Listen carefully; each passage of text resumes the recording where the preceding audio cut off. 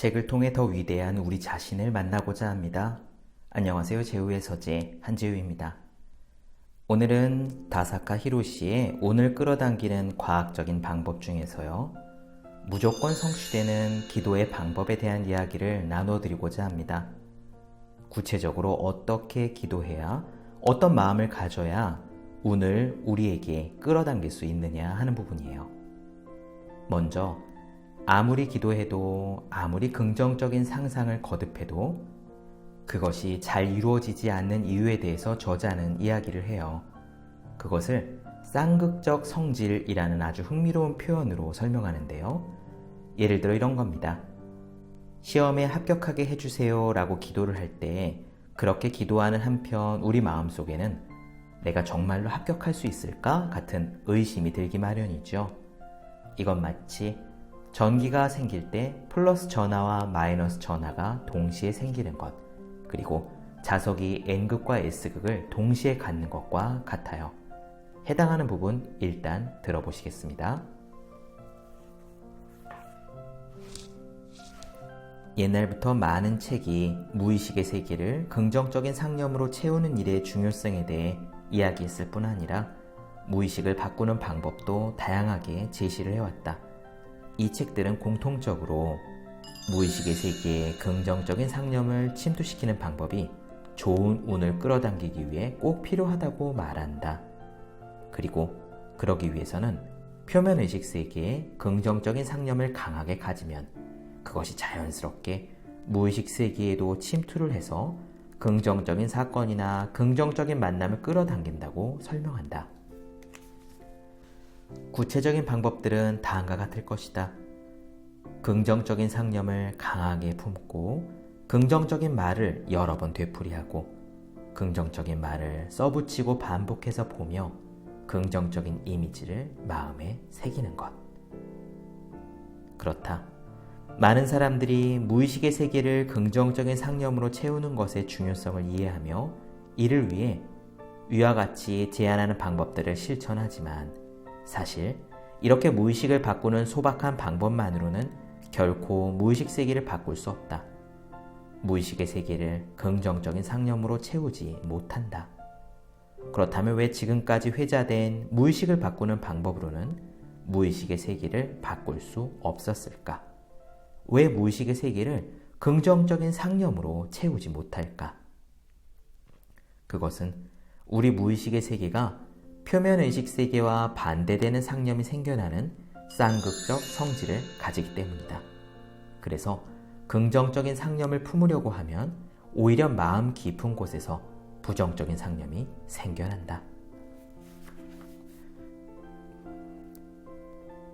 무의식의 세계가 표면의식 세계와 반대되는 상념이 생기는 이런 쌍극적 성질은 도대체 왜 벌어질까? 마음의 세계는 전기의 세계와 비슷하다. 잘 알려져 있듯이 전기의 세계에서는 플러스 전하와 마이너스 전하가 동시에 같은 양이 발생한다. 가령 초등학교 과학 실험에서 배운 것처럼 유리 막대를 비단으로 문지르면 유리 막대에는 플러스 전하가 발생한다. 하지만 이때 비단에 반드시 같은 양의 마이너스 전하가 발생한다. 이 현상처럼 우리가 표면의식 세계에 긍정적인 상념을 강하게 끌어내면 실은 무의식 세계에 부정적인 상념이 반드시 발생한다. 알기 쉬운 예를 들면 우리가 억지로 결의를 표명하는 순간 다음과 같은 일이 벌어지는 것이다. 시험이든 목표든 간에 어려운 과제에 도전할 때 반드시 합격할 수 있어, 반드시 달성할 거야 라고 주위에 선언하면 할수록 마음속 깊은 곳에서는 내가 과연 할 수 있을까? 못하면 어떡하지? 같은 망설임과 불안이 생겨난다. 이렇듯 표면의식 세계에 긍정적인 상념을 억지로 끌어내면 무의식 세계에는 반드시 부정적인 상념이 생긴다. 무의식 세계가 가진 이 쌍극적 성질 때문에 기존에 주장한 무의식을 바꾸는 방법, 즉 긍정적인 상념을 강하게 품고 긍정적인 말을 반복하고 긍정적인 이미지를 마음에 새기는 것 등의 방법들이 별 효과가 없는 것이다. 그럼 어떻게 해야 할까? 무의식의 세계가 가진 쌍극적 성질에 어떻게 대처하면 좋을까? 이 문제를 생각하기 위해 한 가지 사안을 고려해 보아야 한다. 누구나 표면의식 세계에 긍정적인 상념을 끌어내면 무의식 세계에는 부정적인 상념이 생길까? 그렇지 않다. 사람들 중에는 표면의식에 긍정적인 상념을 끌어내도 무의식 세계에 부정적 상념이 생기지 않는 사람도 있다. 어떤 사람일까? 천진난만한 어린아이다. 아이에게 너는 어린이 되면 뭐가 되고 싶니? 라고 물어봤다고 하자. 만약 그 아이가 나는 어른이 되면 우주 비행사가 될 거야 라고 대답한다고 해도 그 아이 마음속에는 내가 될 수 있을까? 되지 못하면 어떡하지? 같은 부정적인 상념은 생기지 않는다. 왜냐하면 천진난만하기 때문이다. 어른들도 긍정적인 상념을 마음속에 품을 때마다 반드시 마음 깊은 곳에 부정적인 상념이 생기는 것은 아니다. 어른이라도 아이처럼 천진난만한 마음을 가진 사람에게는 이 같은 상념의 분리가 일어나지 않는다. 실제로 세상을 둘러보면 성공한 사람들 중에 천진난만한 마음을 가진 사람이 많다. 특히 벤처로 성공한 창업가 중에는 이 회사는 반드시 커질 거야, 이 사업은 꼭 성공할 거야 같은 말을 천진난만하게 하거나 머릿속에 좌절, 실패, 패배 같은 말이 아예 없지 않을까 싶을 정도로 낙천적인 인물이 많다. 그리고 이는 예술가나 운동선수 등 한 분야에서 성공한 사람들의 공통적인 특징이라고도 할 수 있다. 네, 그렇습니다. 다사카 히로시는 쌍극적 성질이라는 아주 흥미로운 이론을 가지고 우리가 소망을 품어도 긍정적인 상념을 거듭해도 그것이 일상에서 잘 이루어지지 않는 이유를 설명해요. 저는 이게 참 말이 된다는 생각이 드는데요. 우리가 보통 그렇잖아요. 나 꼭 성공할 거야. 나 돈 많이 벌 거야. 나 반드시 대학에 합격할 거야 라고 단언을 한다고 해도 그런 말을 하는 한편 마음속 깊숙이에서는 내가 진짜 할 수 있을까? 혹시 안 되면 어떡하지? 라는 의심이 자동적으로 드는 것을 느끼게 됩니다. 중요한 것은 그런 의심이 없는 긍정적인 상념을 품는 일인데요. 그것은 곧 의심 없는 기도라고도 할 수 있을 거예요. 그냥 소망을 품는다고 이루어지지 않습니다. 플러스가 생기면 마이너스가 있는 것처럼 그 두 가지가 상쇄돼서 소망이 이루어지지 않으니까요. 우리가 해야 할 것은 기도를 하되 소망을 품되 의심이 없는 천진난만한 상태로 기도를 하는 거죠. 이 부분이 특히 중요합니다. 그리고 이 책의 매력이라는 생각이 들어요. 예전에 시크릿을 다룬 책들을 보면은요, 일종의 스킬 같은 걸 이야기하거든요. 나는 합격합니다 라고 단언을 할 때 마음 한쪽 구석에서 혹시 안 되면 어떡하지? 라는 의심이 들으니까 기도의 내용을 살짝 바꾸라고들 조언을 했어요. 나는 반드시 합격한다가 아니라 나는 합격하는 중입니다 라고 의심이 들지 않을 만한 문구로 기도 내용을 바꾸라고 말이죠. 의심이 안 생기는 기도의 요령 같은 건데 다사카 히로시는 그보다는 더 깊은 조언을 합니다. 궁극의 긍정적인 상념을 품는 방법에 대해서인데요. 저는 이 부분도 참 마음에 들었습니다. 계속 이어갈게요. 궁극의 긍정적인 인생관을 체득할 줄 알아야 한다. 이것은 부정적으로 보이는 사건이나 만남도 모두 무조건 전적으로 긍정함으로써 무의식의 세계를 궁극의 긍정적 상념으로 채우는 방법이다. 이 방법은 모든 사건이나 만남을 무조건 전적으로 긍정하기 때문에 애초에 마음속에서 긍정적 상념과 부정적 상념이 분리되지 않는다. 따라서 무의식 세계를 정화하는 궁극의 방법이라고도 할 수 있다. 이것은 어떻게 해야 할까? 바로 다음 5가지 각오를 지니면 된다. 첫 번째, 위대한 무언가가 내 인생을 인도한다고 믿는다. 두 번째, 삶에서 일어나는 모든 일에는 깊은 의미가 있다고 생각한다. 세 번째, 인생의 모든 문제는 나한테 원인이 있다고 받아들인다. 네 번째, 위대한 무언가가 나를 성장시킨다고 해석한다. 5번째, 역경을 극복하는 지혜는 전부 주어진다고 마음을 다잡는다. 하나씩 살펴보자. 우선 첫 번째 각오는 위대한 무언가가 내 인생을 인도한다고 믿는 거다. 이렇게 말하면 당신은 놀랄지도 모르겠다. 하지만 사실 성공했다고 여겨지는 뛰어난 사람들은 저마다 걸어온 길은 다르더라도 누구나 공통적으로 이런 감각을 가슴에 품고 있다. 누구나 위대한 무언가가 내 인생을 인도한다라는 감각을 마음속 깊이 품고 있는 것이다. 이들이 종종 사용하는 천명, 하늘의 목소리, 하늘의 인도, 하늘의 뜻 같은 말로 알 수 있다. 옛날부터 많은 사람들이 믿어온 신, 부처, 하늘, 위대한 무언가란 실은 하늘 저편의 천국이나 극락이 아니라 우리 마음속 깊은 곳에 존재하는 것이며 가장 깊은 차원의 우리 자신이다. 다시 말해 참 자기라고 불러야 할 존재라는 이야기다.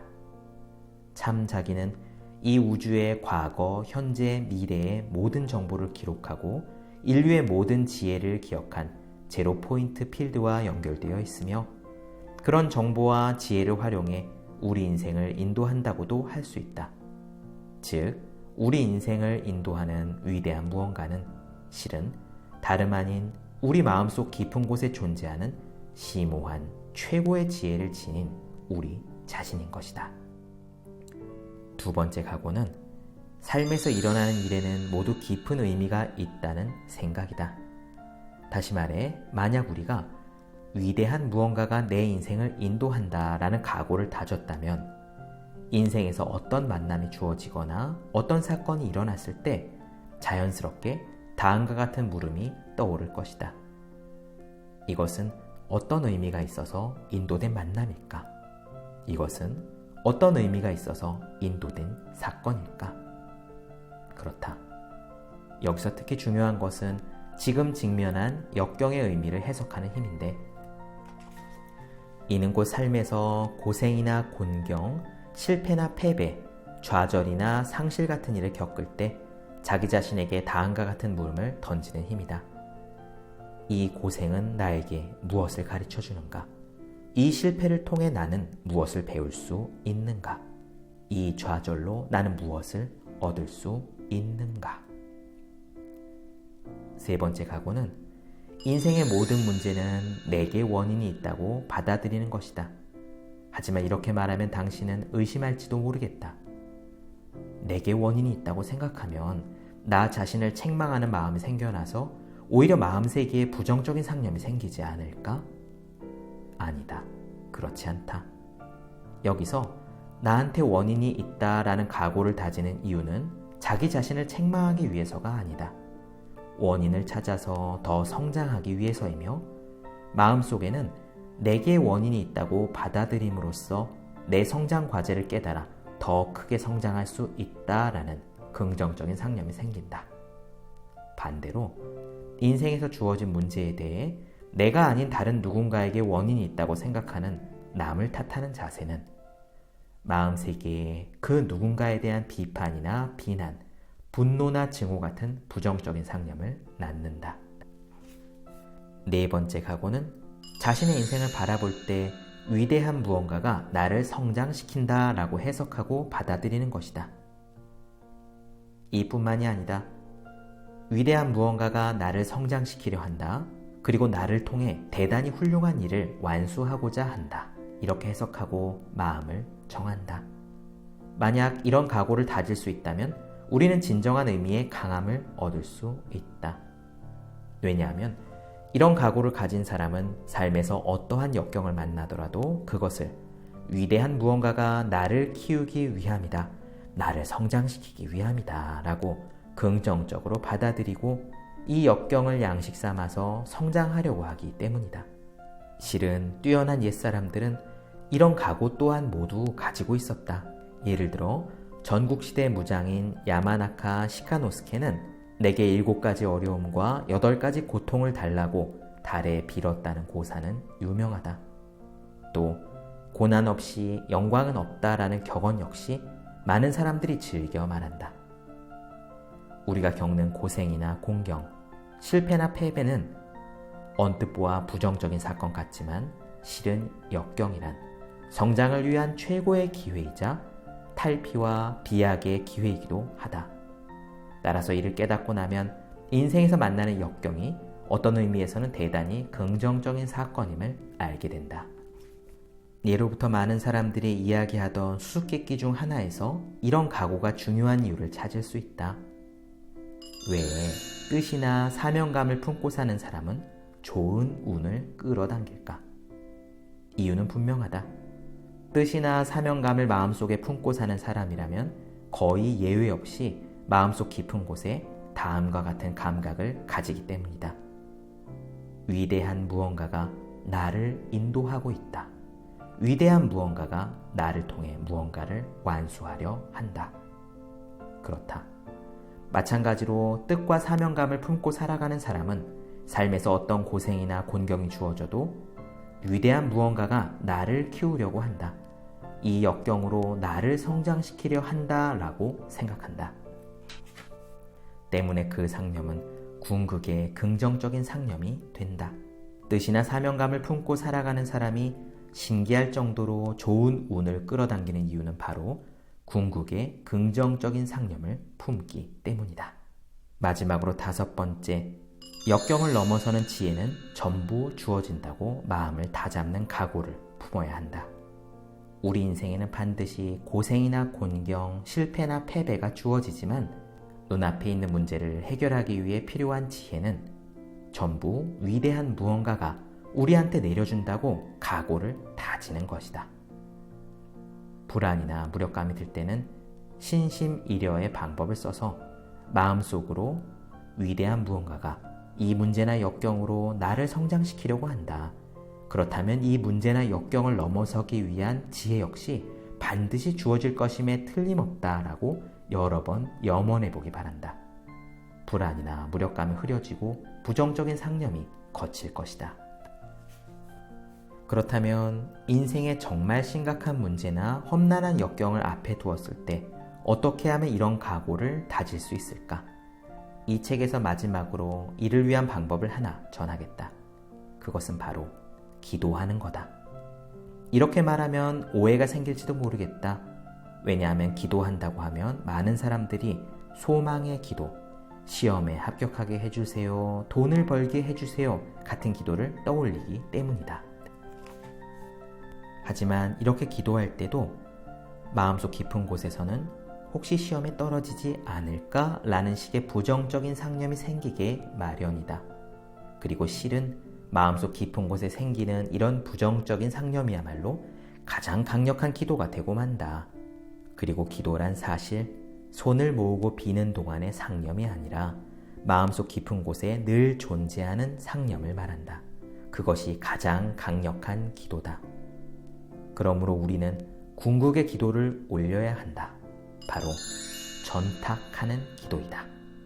전탁이란 글자 그대로 모든 것을 믿고 맡긴다 라는 뜻이다. 모든 것을 위대한 무언가의 인도에 맡기고 의탁한다 라는 뜻이다. 따라서 이 시험에 합격하게 해주세요, 이번 거래가 성사되게 해주세요 같은 기도는 하지 않는다. 어떻게 기도를 해야 할까? 간단하다. 인도해 주시옵소서. 이뿐이다. 그냥 이것이 전부다. 전탁하는 기도란 모든 것을 위대한 무언가에게 맡기고 의탁하는 기도이며 그 밑바탕에는 다음과 같은 각오가 있다. 위대한 무언가가 내 인생을 인도하고 있다. 위대한 무언가는 내 인생을 반드시 좋은 방향으로 인도한다. 그렇다.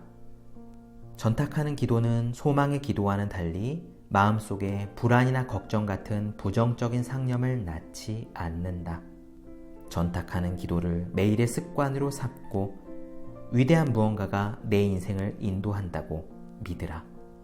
그렇다면 더 이상 좋은 운을 끌어당긴다는 생각을 하거나 운이라는 단어를 의식할 필요가 없는 높은 경지가 찾아온다. 왜냐하면 우리 인생은 무슨 일이 있든 원래부터 위대한 무언가가 반드시 좋은 방향으로 인도하는 인생이기 때문이다. 그리고 그 위대한 무언가란 우리 마음속 깊은 곳에 존재하는 참 자기라고 불러야 할 우리 자신이기 때문이다.